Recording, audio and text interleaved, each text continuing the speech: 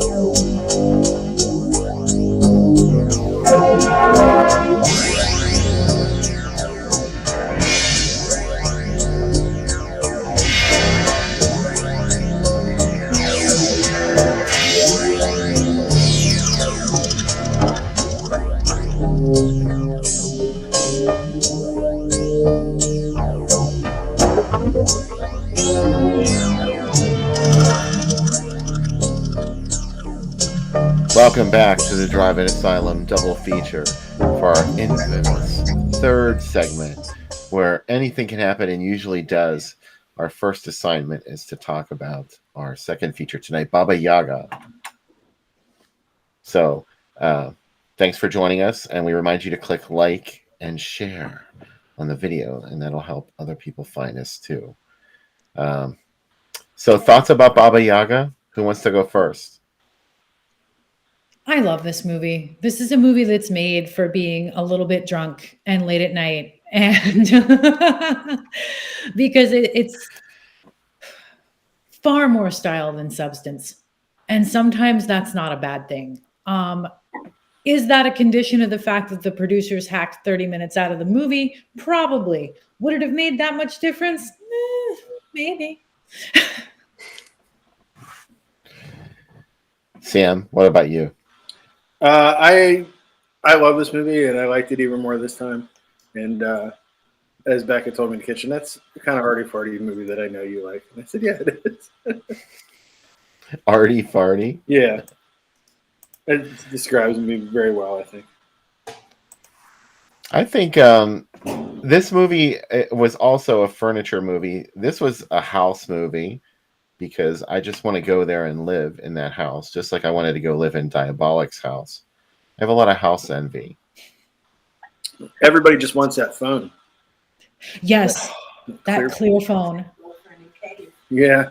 I'm going to need a new cave. A new cave. Between this, I'm going to need a house that can move places and has a bottomless pit no matter where it goes. I mean, if you really want to do it proper folkloric Baba Yaga style, you have to put the house up on chicken feet. Yeah, exactly.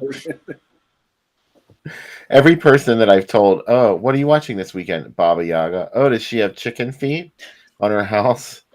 So this was well, anyway, Gigi, go ahead. It looked like you were still saying. It's just because Mike Justice is bringing up that there was also the 1980s Italian TV series that got squished into a late night cable movie for the American market. I greatly prefer this to that. Were there chicken feet in that one? No. No chicken feet. No chicken feet. Nor the band Chicken Feet. Chicken Foot was not in it.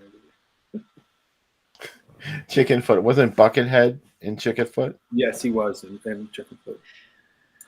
Former Guns N' Chicken Roses. feet were a line item too far, budget-wise. Just too much.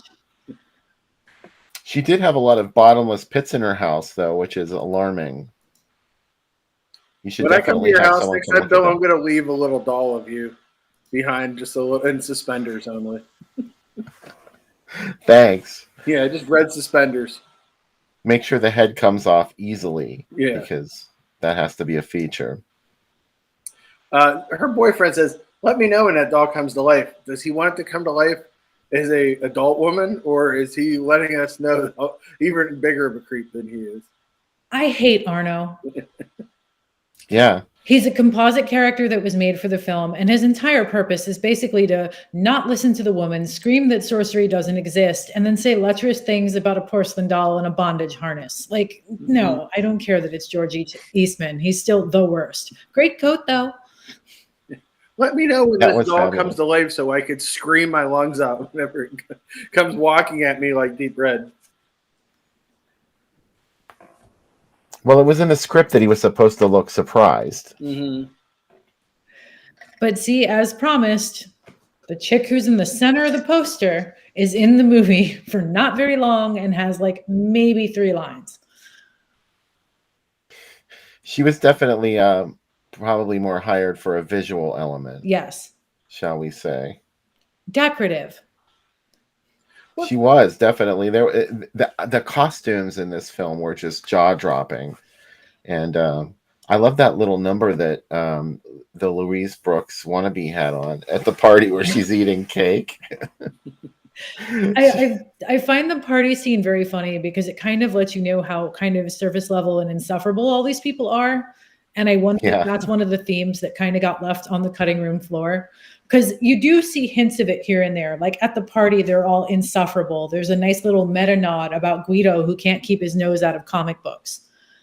Also at the photo shoot, when she thinks she's so hip and progressive because she's using a black model. Like I feel like there was probably like a little bit of a jab at hipsterism and like modern, like, you know, the performative liberalness of the culture at that time. But, you know, there's little bits and pieces of it there, but I can't fully substantiate because they cut it right out of, you know, the main print of the film. So I'm assuming those 30 minutes are lost. It was definitely, she was well over the line with all the things she said to that model. She told him, And then like, oh, followed you by know. a scene where a white man and a black man shoot each other on top of the roof. Well, let's not forget that this is a commercial for soap, which makes the connotations of that whole thing even less acceptable. Yeah. Yeah. I was a little mystified by the fact that the one guy in the soap commercial looks like Donald from The Eyes of Laura Mars. At least to me, you know, pre-third segment, he looked like Donald. That was like when one day you're filming a rat, the next day you're filming a bunch of commercials. Whatever work you can get.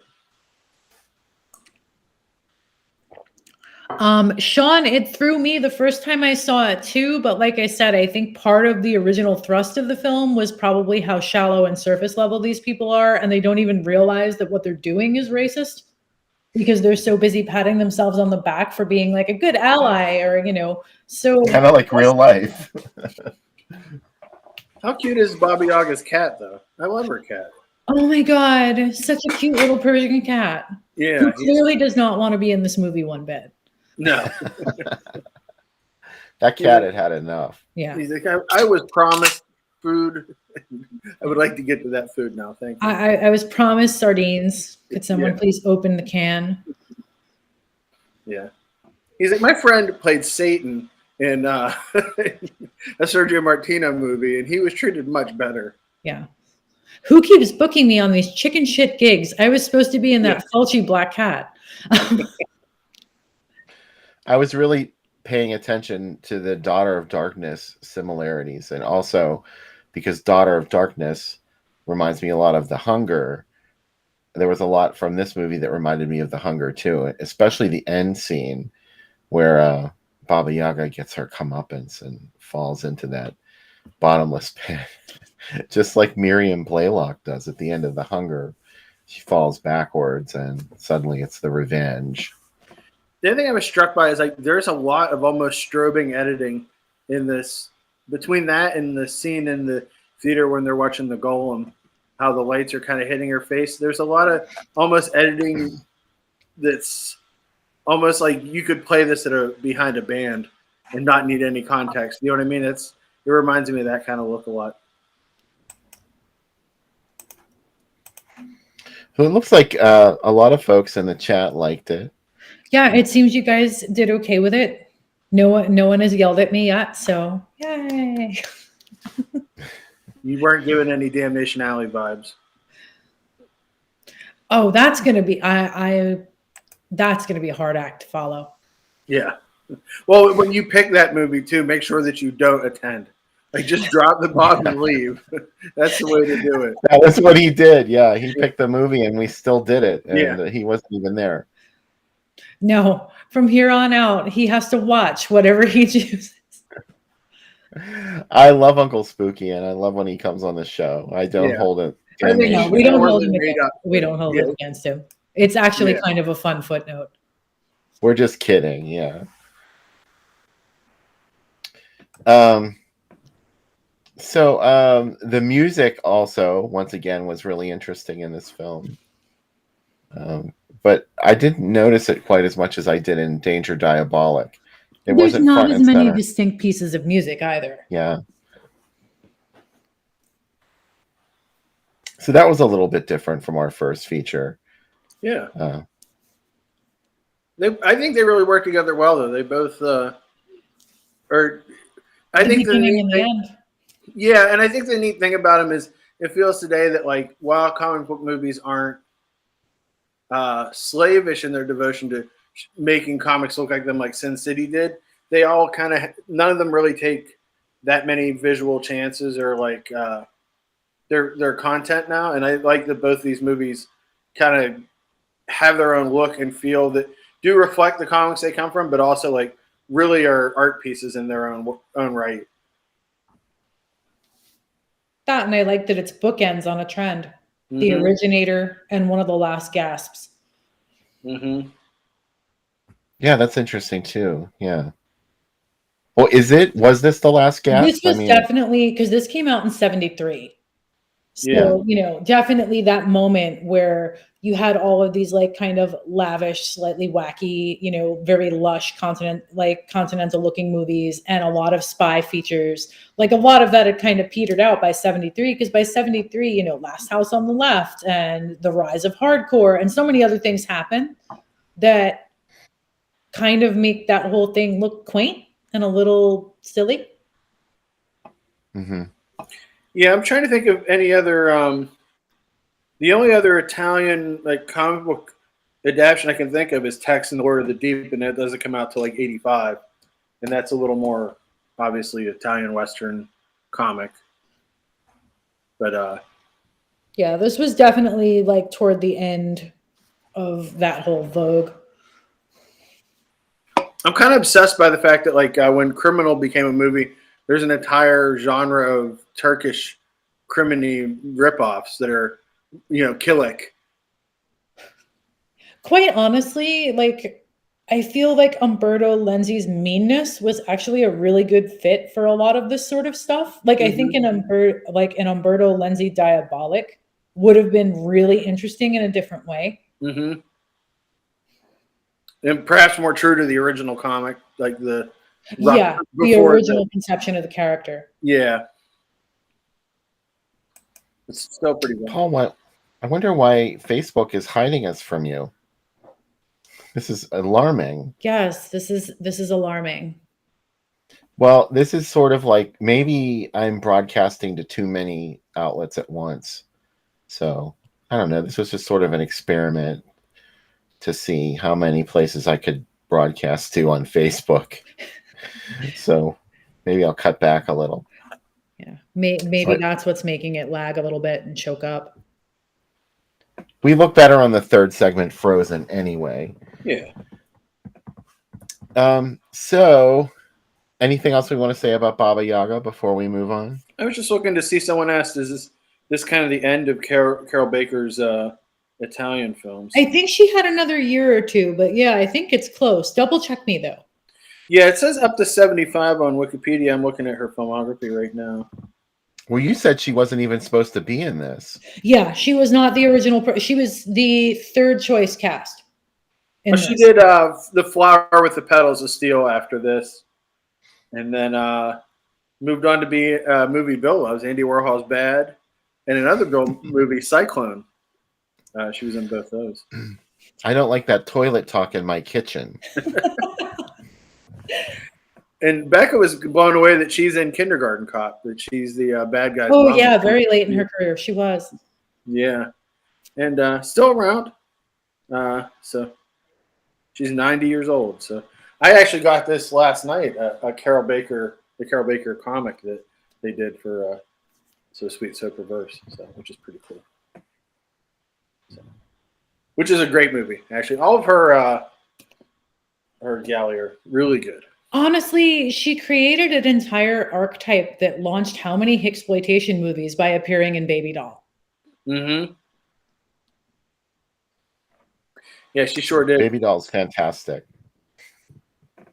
Also, Mike Justice, I'm not going to say anything about someone's speaking voice not matching how they look, because excuse me, this accent, no, I can't talk. I never hear your accent until you say horror. Yeah. Horror or horrors. Ours, just every other thing we say, it's right there. So What are you talking about, Bill and that? I don't sound quite as Pittsburgh as I used to. Like, I used to be really super Pittsburgh when I was younger, but it was on purpose. Like, I'd be like, get at. I just like to say, but I cut back on it. I want to sound more like a TV anchor man. You got more urbane when you moved out of the city. You moved out of the north side and got a little urbane in it. Yeah. So what's been going on this week with both of you? Sam, what have you been doing on the page? I've been doing canon movies. I mean, I know, but I want you to talk about it. Oh yeah. So I have this. I get these like vague ideas that I should slow down, and because I did like 125 Just Franco movies last month, and it's like, well, maybe I should take a break. And then I said a while back, I was like, you know what? I really love canon movies, and I'd love to write about every canon movie in order, which seems maybe a little daunting now that I think about it. So now I'm doing it. And tell you what, nobody should watch every Lemon Popsicle movie. They should really stop after. They should just watch Last American Virgin and not ever watch any of the movies that inspired them. But you know what? I've watched all of them except for the reunion 2 that happened in the 90s and 2000s. And boy, they really, by the 6th one, they just start taking footage from the first one because Bobby, one of the actors, wouldn't come back. That said, canon's like kind of like either you get riches or you get, you either get like the best of times or the worst of times. There's very little middle ground. Yeah, exactly. For every Ninja 3 or Break-In 2, there's Bolero, which, oh boy, what a rough movie. I still to this day, when Bolero came out, everybody's like, was in another world about how attractive Bo Derek was and everything. And boy, she's not, I just don't like that movie. Also, I don't like that they fired, her and her husband fired Fabio Testi from it because they claimed that he had herpes. He did not. So that's why he's in the movie The Ambassador, because Canon had to pay him his full salary and put them in another movie. So, but lots of facts. So I think 150 canon movies this month, maybe. I'm almost through them. Does anyone need to watch the canon fairy tale movies? No, they don't. But Christopher Walken plays Puss in Boots in them, and holy shit, that movie's fucking crazy. I made Becca watch it with me today, and then I followed that with 10 to Midnight, which, wow, what a rough movie. It's like Black Christmas times 10 with those prank calls in that movie. Oh yeah, that's pretty nasty. Yeah, I also realized that for as liberal as I am about the militarization of the police and things like that, and say these things, if Charles Bronson wants to kill a rapist in front of a bunch of cops and eliminate due process in a movie, I'm 100% behind Charles Bronson. I mean, I feel like, cinematic killing of rapists is one of those things that everybody just decides we're going to get behind. Yeah. The end of that movie is amazing because the rapist is like, I'm going to get out. I'm going to find your family. And he goes, no one's going to forget me. And Bronson's like, yeah, they will. And just shoots him in the head in front of all these cops. It's great. I'm not spoiling anything. Just watch it. It's awesome. But super excited about all the canon stuff that's coming up. And it's going to take the end of this month. I won't even be through the canon stuff because there's the split that happens with Golden Globus, which is why Lambada and The Forbidden Dance both came out on the same day, which is amazing. They both rushed this movie out, much in the way they rushed Breaking Out to try to beat Beat Street by a couple days. They actually had 8 editors working all at the same time to get Lambada done. Who does things like this? Only Canon. So super excited about that. Also, they put out a lot of Luigi Cozy movies. So, that Hercules and Adventures of Hercules are both awesome. So, yeah. And that's what's going on. I can show you what came in the mail too, Bill, if you want. Go for it. Man, a lot of stuff. I've been here 2 weeks, so this may appear too much, but went to that show last night. And look at this. I finally got the Cruel Jaws book. Oh, The novelization of Cruel Jaws. Yeah, now I'll know the whole story. It's a big idea to get used to. I got this finally. I wasn't going to get this, and I was like, you know what? Yeah. I mean, it's on Blu-ray. Right? And then I wasn't going to buy this, and then Delirium came out, and I didn't even know, like, Severin does this all the time. Like, there's a review on the back from our site, and I had no clue. Same as Eyes of Fire. There's a real, I really like the quote. A strange and wonderful film. It is. So, at least they didn't put one, and I was like, is this The Witch? Yes, it is. Let's see what else going on. There might be worse things you said that they could have put on the box. Yeah, this is Brian Loves You, a movie with Tiffany Shepis, George Wendt, and Tony Todd. How does this happen? I haven't seen it yet. Mary Shelley, UHD, and a couple different box sets from Arrow, which aren't, they give these ones, so it's not as exciting. I love Lionsgate because they send me stuff that I shouldn't get, like Highway to Heaven, the TV movie. Right? If you like trauma, Surf Ninjas Must Die is out on Blu-ray. I got this. Keep going to your dollar stores because you can get a talking cat for $1. No collection should be without it. I mean, it has the voice of Eric Roberts in it, right? An American Gangster set. And finally, 2 other companies sent stuff this week. 88 Films is putting out awesome stuff in the U.S. finally. And, man, they're putting out tons of Shaw Brothers stuff. Shaolin Mantis. Their artwork is amazing on these. Monkey, I like that. Monkey Kung Fu. I like that movie. I've never seen it. Is it good? This is a funny thing to say, especially about a Shaw Brothers like action martial arts film. There's almost too much fighting, and it's very proppy, very gimmicky. But something about like that makes me kind of like it. That it's so nothing exceeds like excess. Yeah, Arrow's putting out another Shaw Brothers box too, which has me super excited. Legendary Weapons of China, which I do love this movie. I'm very excited about that. And Flag of Iron, which I like as well. So I'm really excited. 88's putting out stuff in the U.S. Their packaging, everything they do is really nice. And finally, from Kino, we got Backstreet with Charles Boyer and Margaret Solomon. And we got The Apartment, the Billy Wilder movie, which I'm really excited to see on Blu-ray. See, it's not all genre movies here. And finally, I learned about this movie last night. They asked me to talk about it. It's going to premiere at Kent University April 15th. It is a movie called Hellvan. and it's about a possessed van that pulls up and kills people. And this is the poster art, which I love. So look out! It could happen. It is an epic horror film about the van from hell. A movie made in the 80s, car explosions, blood and guts, an iconic villain, no CGI, and it's only 80 minutes long. So that's pretty cool. And you can see the trailer on slowmutants.com. And there will be original artwork from the movie. And the tagline is, no air conditioning, no power steering, no brakes. Hell van, because hell has no cruise control. Which is pretty cool. That's pretty exciting. A van with no air conditioning is hell. I did a road trip in the back of a van with no air conditioning once when I was a kid down to South Carolina, and it was like being baked alive.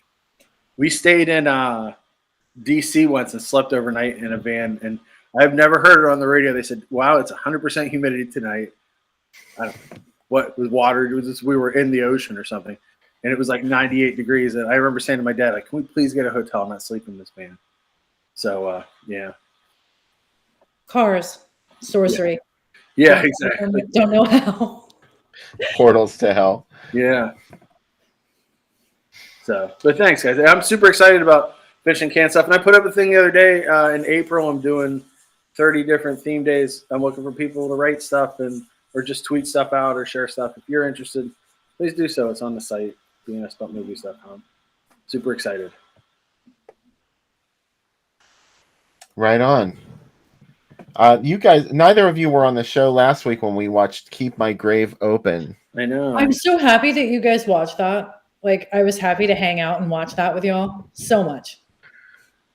I'll confess, I've watched it again in the meantime. I went back and I watched it again because I love it. That's definitely my favorite of his films. Really? Yeah, for certain. I think that's the best band name ever, to tell you the truth. Keep My Grave Open, yeah. Yeah. Gigi, why is it your favorite of his films? Like, what do you... I like it when hyper-regional productions get maybe what's perhaps a little ambitious, whether that be with set pieces or conceptually or trying to take on maybe more expansive or complex themes than you would expect for something that was made for very little money. And yeah, okay, it's one of the 515, riffs on Polanski. Fine. But that's a lot at the budgets he was working at. Even to do that is kind of, big for your britches and a big swing. And I respect it when people swing hard, even if they don't 100% succeed. It needed a little bit more money to do the trippy stuff in it that he wanted to do, like the stalking of that woman where the sword is coming through the door and the jam and everything. Like, that all could have been executed a little bit better. But he did get some really good stuff in there too, like with the prostitute that gets chased out into the garage. The prostitute getting chased out. The entire deranged makeup sequence. That's my favorite part. Yes. Unfortunately, we couldn't leave that video up, but it's brilliant. And I feel like it's trying for maybe something that was a little more, as far as, is the sibling a real person or not? It was trying for something that maybe it didn't really have the money or the time to flesh out, but I respect the fact that it tried. And I mean, some of the actual setups and shots in that movie are surprisingly pretty. Like, there are some sequences where Camilla Carr looks like Gene Tierney, like a down in the Texas dust Gene Tierney. There's the one shot of her with a halo behind her head. Yeah, like, I think she's like looking in the mirror and there's a light behind her, is probably what it is. Well, there's that one, but then there's an outdoor shot too, where there's like a blue sky with trees in front of it, and then her head and her hair's blowing out, and there's this glow around the edges of her hair. It's beautiful. Yeah, like there's a couple shots in there that are really, really surprisingly gorgeous. We demand a restoration of Keep My Grave Open. I would like there are so many things. Like, I don't necessarily need things like Shallow Grave that are fairly easy to find via, the internet if you happen to go looking. Not going to say why or how, but y'all know. Yeah. Rather things like Keep My Grave Open, The Psychopath, The Black Room, stuff that is legitimately nowhere, I would like to see that go to the front of the queue. Agreed. Sam, you had some things to say about Keep My Grave Open on your site too, which I loved. Oh, thanks. I dig it. It's just even just the name of it makes me excited. Like I said, you know, like it's just like, I can see how excited you're getting just talking about it. no, I am, because like it's one of those titles that when you hear it, you're like, wow, this is like what? Tell me more. You know what I mean? Like I was thinking about The Rats Are Coming, The Werewolves Are Here this week, and I was like, wow, like that's another movie where it's like, okay, maybe it's not great, but the title of it is, and it's like, wow, yeah, I want to see that happen. Oftentimes, a good title is a curse. Yeah. Like very few movies that have like a real corker of a title really are as good as they sound. Like Nude for Satan, prime example. Oh yeah. Nothing could live up to that title. Yeah. And I think too about Keep My Grave Open. I said in my review, like, I always think, what did people think when confronted with this at a drive-in? Like not ready, like third movie at a drive-in. Do you know what I mean? Not knowing anything about SF Brownrigg and hitting it. Like what would that have been like? This is why I love depressing sex films, for that same reason. Like the person goes to their local adult theater and sees Flesh Pot on 42nd Street, followed by Little Miss Innocence, followed by Abigail Leslie's Back in Town. At that point, what do? Do you just kill yourself? Do you just walk into the ocean with a brick in both pockets? Well, I do love that where it's like, didn't we come to see this movie to be titillated? No, you came to be depressed. You came. Yeah, you will now be depressed. It's ruined. Yeah, you came to see art. But I think the same thing. Like the first time Kevin emerges and kills the guy with the saber, and that is really shocking. And I think I actually texted you while I was watching it the first time. Like, wow, this is something else. So. Yeah, and then there's that one shot where you see Kevin's face, and you, of course, you know that it's Leslie. But then at the end of the movie, like something really bizarre happens. That Bradley didn't like this. He really, the ending bothered Bradley, and he probably wanted something more linear, I'm guessing. Yeah, well, it was more like we talked about how the movie would have been very different if it had just ended when Leslie's on the porch and she looks up.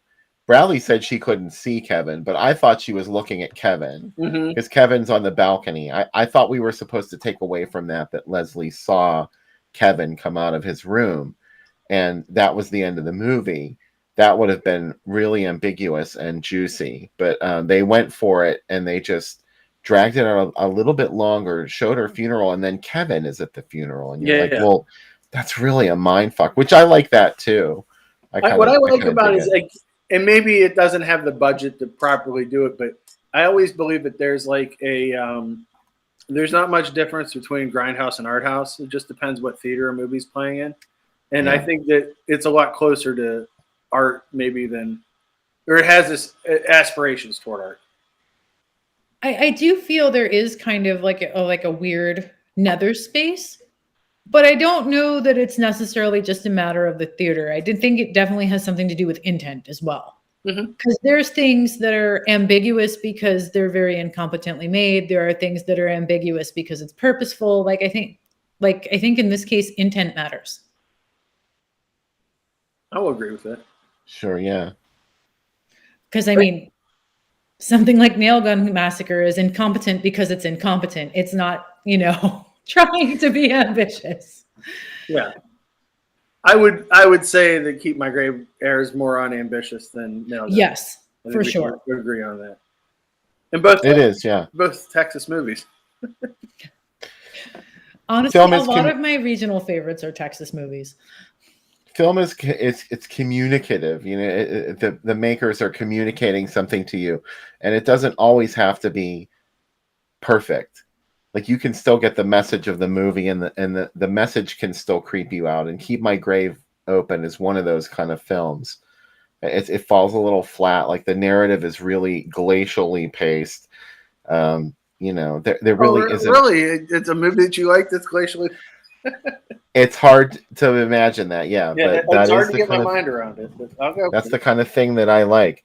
But it's also the kind of movie that the overall big picture is what really got under my skin. It wasn't anything really that happened specific in the film. Yeah, it's the universe and what lies at the edges of that frame. Yeah, that's very well put. Yeah. I actually prefer that the end of it is non-linear and doesn't have to make sense. But teach In their Keep own. My Grave Open's case, it doesn't feel completely unearned. Like I don't feel cheated by it.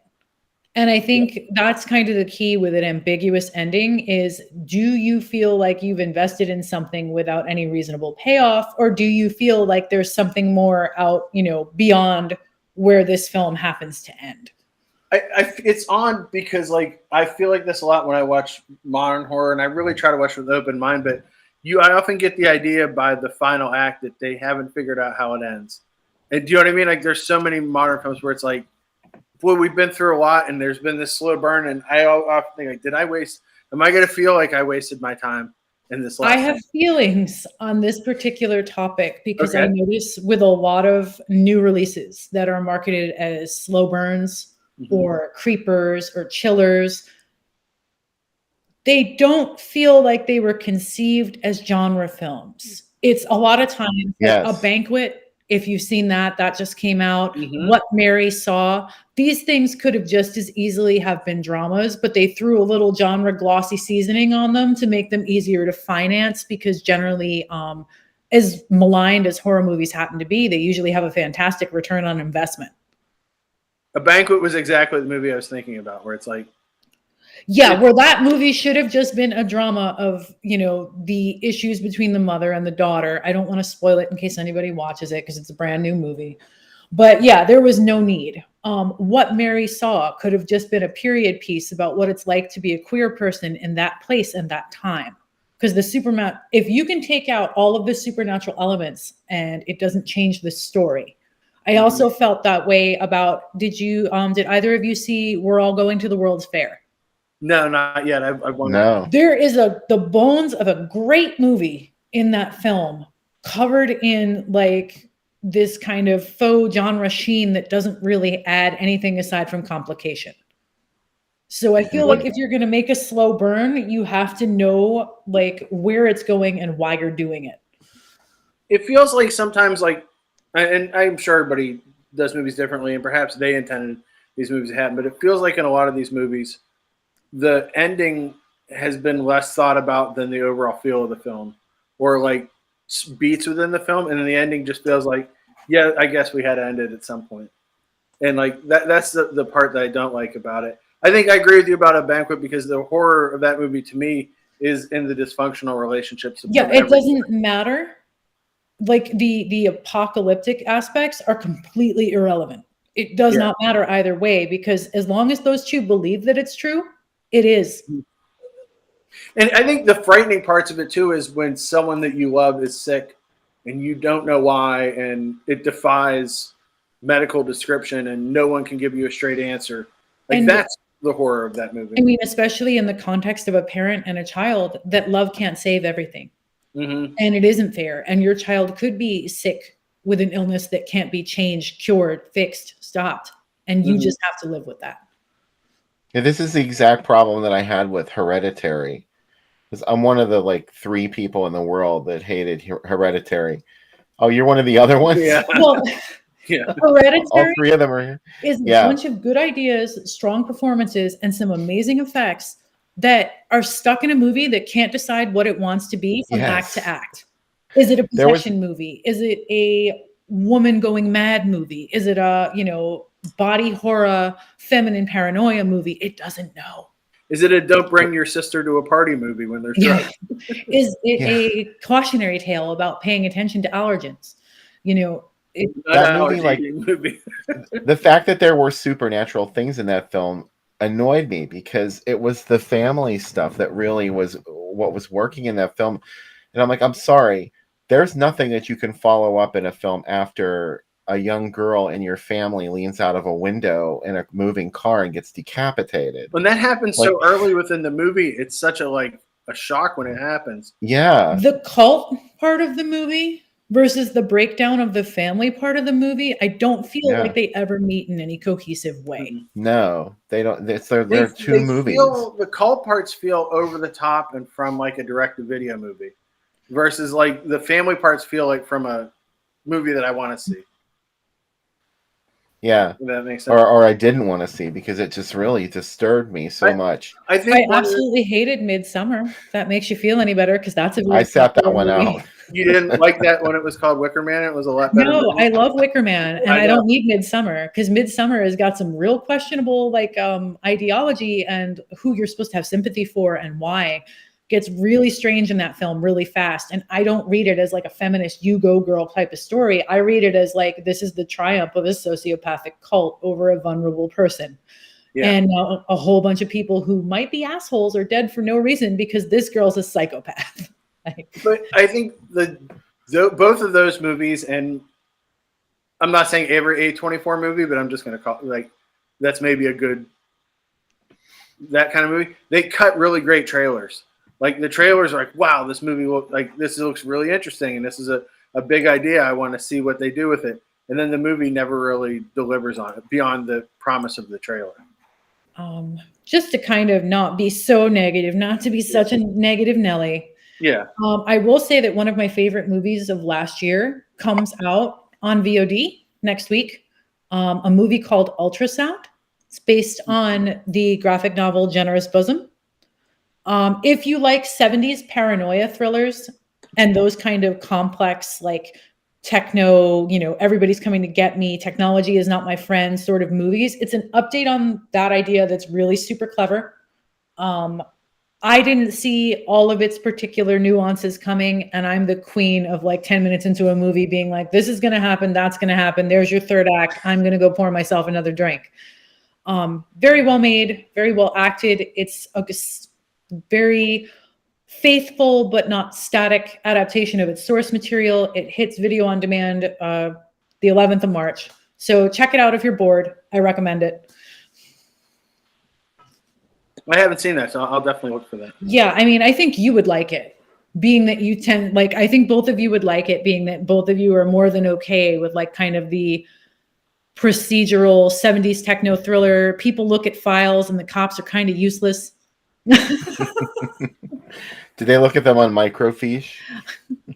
I mean, visually, it kind of looks like, the beep, boop, beep, IBM wall selectrics.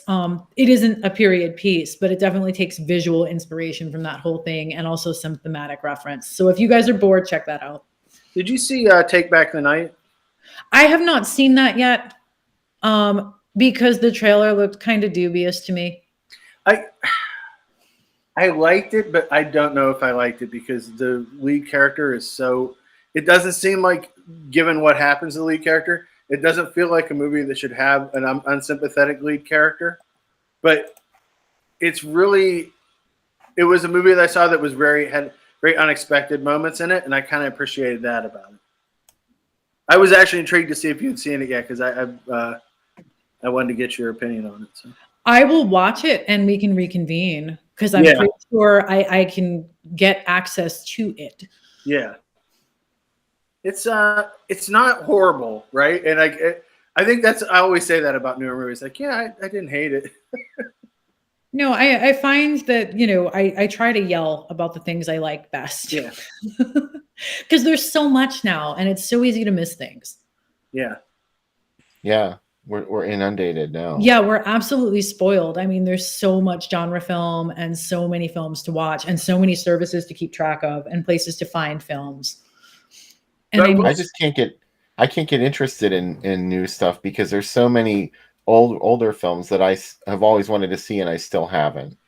That's been one of the interesting things about the canon stuff because there are a few canon movies that never got anything more than a cursory VHS release, especially the Israeli ones that they put out here in like 81 to 83. So hunting those down was very difficult, but the other amazing thing is that the other thing, not to turn back canon, but they're the company that can put out a Love Streams and then they can put out Ninja 3. Like how many or Barfly and then missing in action. Like, how many companies could do that? I mean, how many companies could survive that long fueled on cocaine and hubris? Yeah. Like, they would just do things to do them and be like, we don't care how much this costs. And, like, it's amazing to me they survived as long as they did. And the documentary they put together about Love Streams, the Cassavetes documentary, it's only like an hour long. Have you ever seen it? No. Oh, man, it's awesome. Because they shot the Love Streams in his house. And there's a lot of notes on the fridge that Gina Rowlands has left for the crew. And there's one that says, if you ever unplug the fucking fridge again, I'll kill every one of you. And it has like a skull and crossbones on it. And then there's a scene near the end of the movie where Cassavetes just has on a giant straw hat. And he's walking around with like a baby pony under his arm. And he's like, my wife has a headache and everybody has to shut the fuck up because I love her. And it's so perfect. Like, you really get their relationship in the movie. It's only like 45 minutes long. It's on the Love Streams Criterion Blu-ray. Yes, I sometimes have Criterion stuff, and I'm not just watching Jess Franco movies. Sometimes, not always, never. Yeah. But I love that. I love that Cannon had this drive to be like, we're going to win an Oscar someday. No, probably not. But, keep trying. Like, The Winning Season is really great, too. Like, it's got a great cast in it. There's a couple, and Runaway Train's really good. There's a couple really good movies in there. Then there's Tough Guys Don't Dance. So, it's a little bit of everything, right? Which, quite honestly, is a pretty awesome title. Yeah. Like, it sounds like it should be a better movie. My Austin Trunick did I have the Canon guide here because I've been writing. And he's doing the second volume pretty soon. And, man, he said it's got about 200 pages on Tough Guys Don't Dance. I know how obsessed he is with that movie. So, but if you care at all about Cannon, this book's awesome. And if you write to him, he'll give you a cool signed sticker to put on the inside. And then he sent me a letter last week. I love that I got this a legit letter in the mail. This is all it said. Only a ninja can color it. That's delightful. Yeah. There you go. Yeah, I love it. Ninja 3 also is one of the most batshit movies ever. A movie that combines breakdance, ninjas, women that learn how to be telephone line operators, a love scene with V8 poured all over people, and a possessed video game machine. It's really great. So it feels like one of those movies where they tried to put together like everything they thought young people might like into one film. Like, when your dad starts trying to use like modern slang and you're like, what are you even talking about right now? It definitely feels like that. It's like that one Mr. So sketch where the adults are trying to make videos for kids and like, what kind of words are you guys using now? And they're like trying to skateboard around them. Yeah, it does. The other thing I love about Cannon is Last American Virgin is great because they didn't take out any of the Israelisms out of it. So like whenever he goes to see her in the hospital after her abortion, he brings her a bag of oranges, which is a very non-American thing to do and doesn't make sense to American audiences.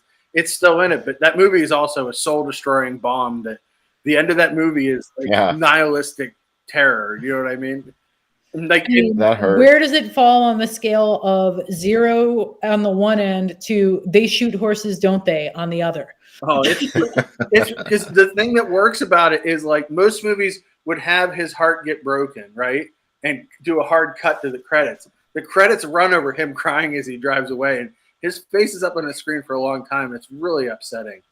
That really disturbed me the first time I saw it. I'm like, God, it's still going. Yeah, and you're just not, especially with the album art, but the cover art has the zipper coming down and the characters coming out of it. It really feels like it's going to be like a fun Porky's kind of adventure, and it's not. Oh, it pulls a Malibu High. It does. It's not as good as Malibu High.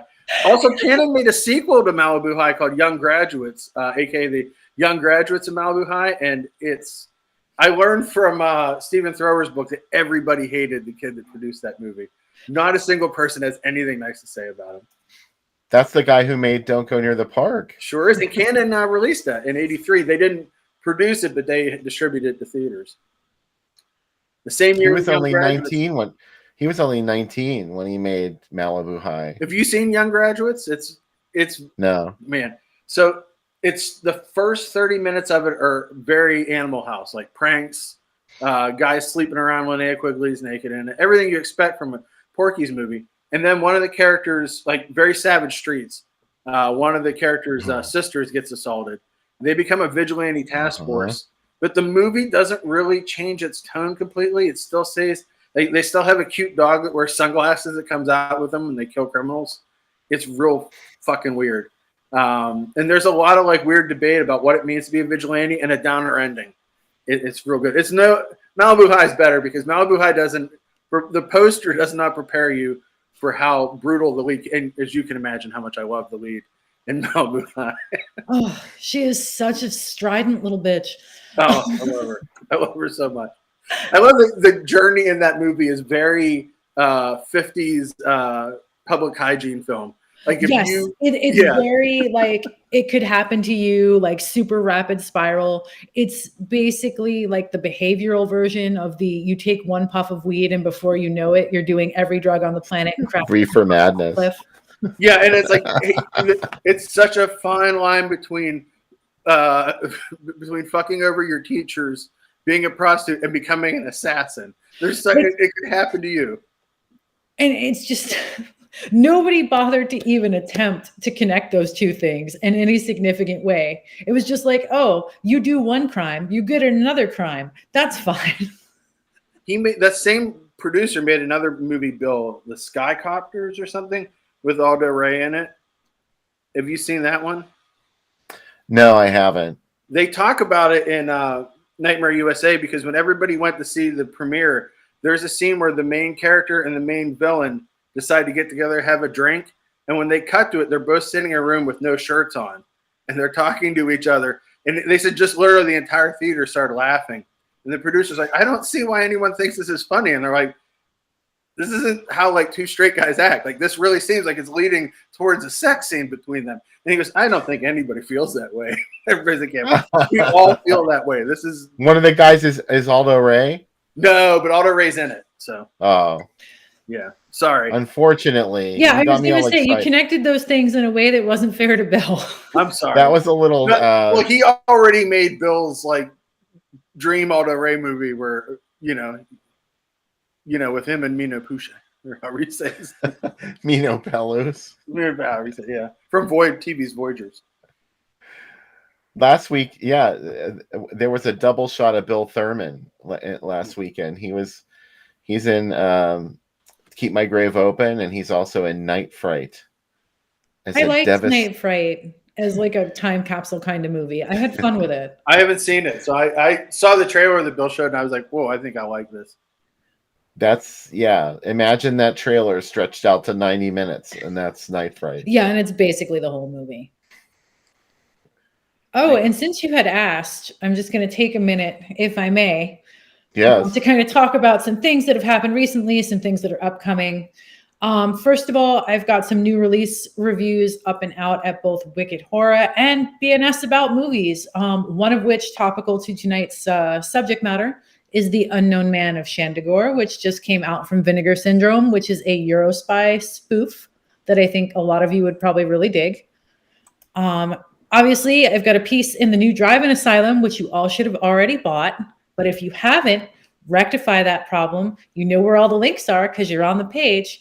And I also have another piece in another zine called Voodoo Baby. It's their third issue. They're brand new. Talking about Ron Ormond, the monster and the stripper, and, the last gasp of an exploitation era before he becomes an evangelical. I've got some podcast stuff coming up later in the month. I've been doing a lot of capsule reviews on Twitter because I've been watching a lot of things that are too crappy to be worth putting on my website. So if you want to hear me talk about random sexploitation movies, check out my Twitter feed anytime between midnight and 3 a.m. And there's some other top secret projects that I probably can't talk about yet, but just cross your fingers for me, y'all. Some exciting things may be possible. Ooh, that's so tantalizing. We have our own top secret project that we can't talk about right now. There's two of them now. There's a second top secret project. I haven't gotten... We're on a precipice. So until I get a definitive answer, I'm not saying a damn thing. I don't want to jinx it. I don't want to just, good thoughts. Good thoughts. We're all thinking good thoughts for you, Gigi. Mm-hmm.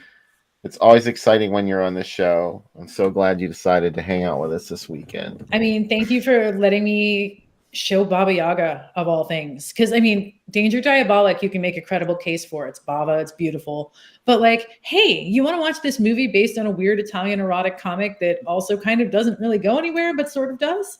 It's a harder sell. Not for me. I was totally sold as soon as I heard, yeah, we can do that. And Bill, we're off next week, correct? Correct. Next weekend, there's no show. And then the following weekend, we'll be back on with Patrick Walsh from Scream Queens. Yeah. And as you saw in the third reel comeback, we're doing Cruise into Terror and One Dark Night. That's going to be fun. Darren Kersey was in the chat earlier requesting One Dark Night. And coincidentally, there it is. That's service, Darren. Don't forget it. So we hope you'll all come back and hang out with us, not next weekend, but the weekend after, for those two fabulous, fantastic films. And thanks for hanging out with us tonight. We had a great time. Yes, it's always a pleasure to hang out with you all. Thank you so much for staying up late with us. It is getting late, yeah. So thanks for making it all the way to 2 a.m. So be safe, be well. Come back next time we're on. Until then, see ya. Under 17 not admitted without parents or guardians.